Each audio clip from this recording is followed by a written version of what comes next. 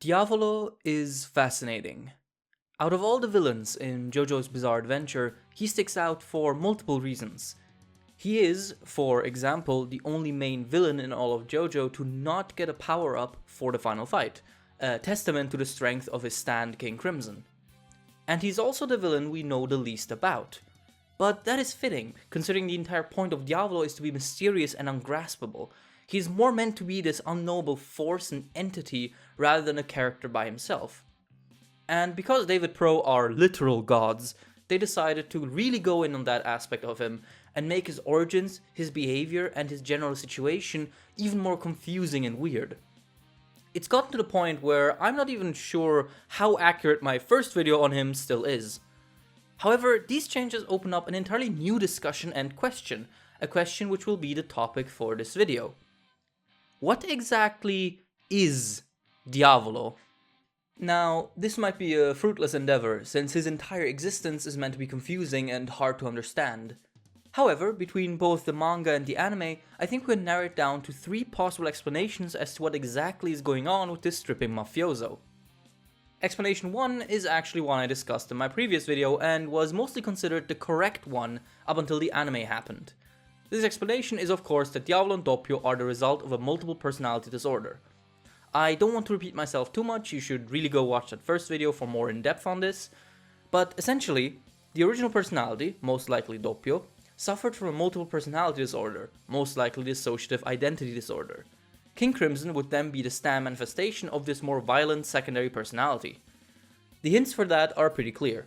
The boss has 2 distinct personalities, one of which isn't aware of their condition, which is very common in such cases, and this hypothesis is even brought up within the series itself, with Polna Turtle even straight up citing the Billy Milligan case study. And honestly, if you would have asked me like 6 months ago, this would have been the answer I would have given you. I would have definitely told you that King Crimson, Diavolo, and Doppio are all the result of some kind of psychological condition, and the transformation things we see in the manga are mostly exaggerations of psychology, as Araki likes to exaggerate the things he shows in JoJo. That would definitely have been my answer. Would being the operative word here because, well, things have changed. With the anime adaptation of Vento Aureo, we were given a lot of extra scenes and context regarding many different characters and moments. One such character is Diavolo, and David Pro, understanding the source material as usual, made sure that all the additions to his story just make him even harder to explain. However, perhaps out of intent, perhaps out of coincidence, there is a certain degree of consistency between the changes that they made and the additions that they fleshed out. So much so that we can create 2 additional possible explanations that crystallize out of these changes and additions. Explanation 2 would be that Diavolo is, in fact, the devil or another type of demon. Now, this might sound a bit drastic, but hear me out. Part 5 as a whole has an insane amount of religious influences, between Giorno being quite literally a Jesus figure and the numerous references to classical biblical works of art. Golden Wind is deeply embedded in religious symbolism.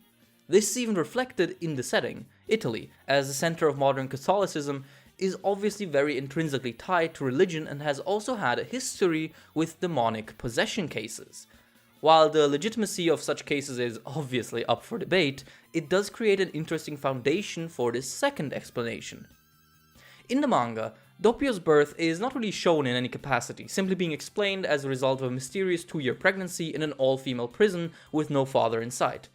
Already very suspicious. However, the anime added a bunch of shit. In episode 26 of Golden Wind, we actually get to see Doppio's birth, and this gives us a whole slew of new and confusing details. The first of which some of you may have missed. When the guards notice the mother's labor, one of them says this.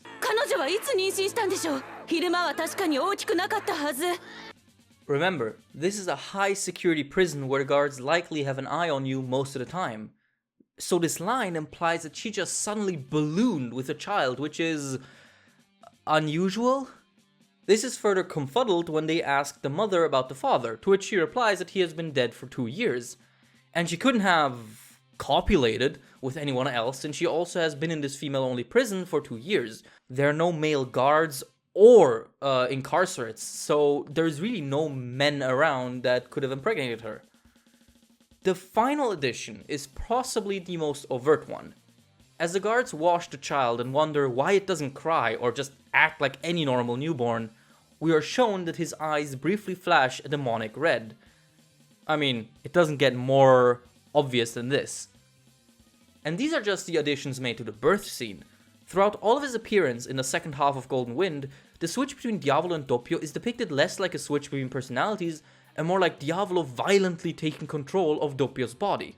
The switch during the fortune teller scene is the most telling. Doppio's eyes become swallowed by darkness, only for Diavolo to emerge. This is a pretty common way of showing otherworldly, often demonic connections. Another detail that often slips through the cracks is that Diavolo is nigh on omniscient, at least when it comes to observation. He can tell that Doppio is being watched by Polnareff, even though there should be no physical way for him to see him because Doppio's back is still turned towards Polnareff. Same with when he spots a risotto. One could assume that he can see using King Crimson, but he doesn't manifest when Doppio is in control. Diavolo definitely seems pretty supernatural in that regard. So it's not entirely unreasonable to think that at birth, Doppio got possessed either by the devil or some lesser demon, and lived with this possession all his life.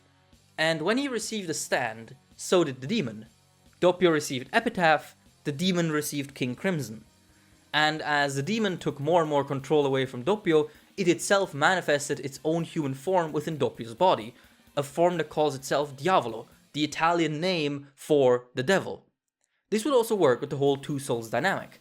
The demon/devil would be a separate being and would therefore have a separate soul, but because it would also be a supernatural being, it would have heightened control over souls, which is exactly what we see Diavolo do.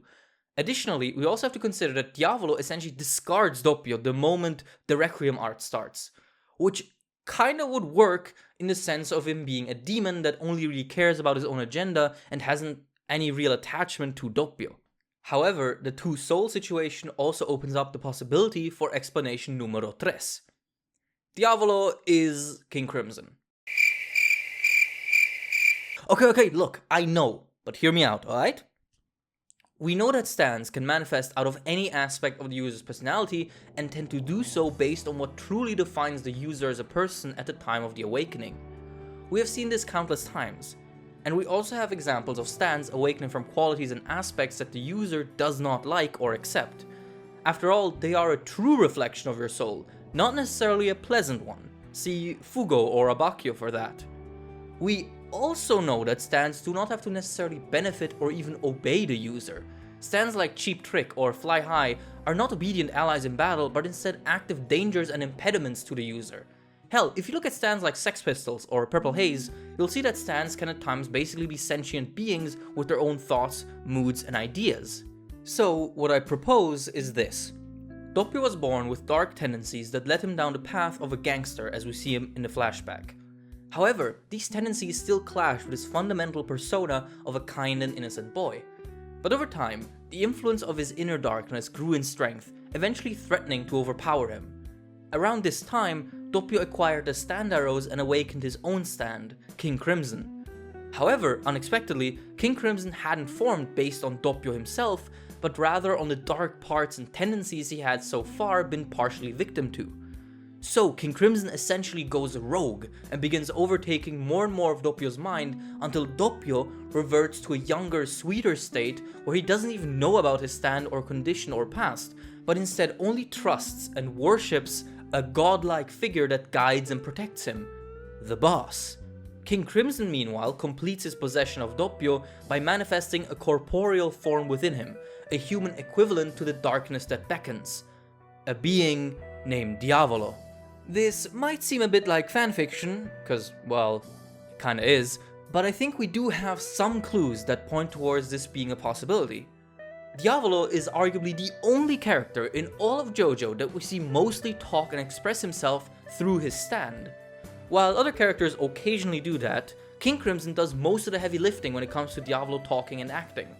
In any other case, that might simply be seen as odd, but with Diavolo in particular, it has an eerie consistency.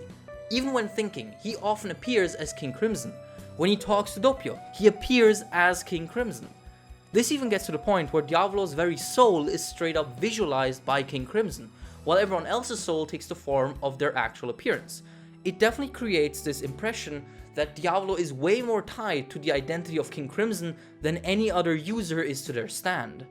So, between these three explanations that we just discussed, which one do I think is the most likely? Dude, I have no fucking clue. Before the anime aired, I would have clearly gone for explanation 1, but with the anime here, the lines have become incredibly blurred. I will say though that I prefer explanation 2 the most. The idea of Diavolo being some tendril of the evil forces known as the devil, or something similar, sounds pretty enticing and fits with the religious symbolism quite well. It would also mean that Giorno, the son of God, is literally fighting the devil, which I think works thematically within the framework of Golden Wind. But that's just my theory. What do you think? Let me know. And as always, thanks for watching. Consider subscribing or supporting on Patreon if you want to see more. Take care and be safe, and I'll see you all next time.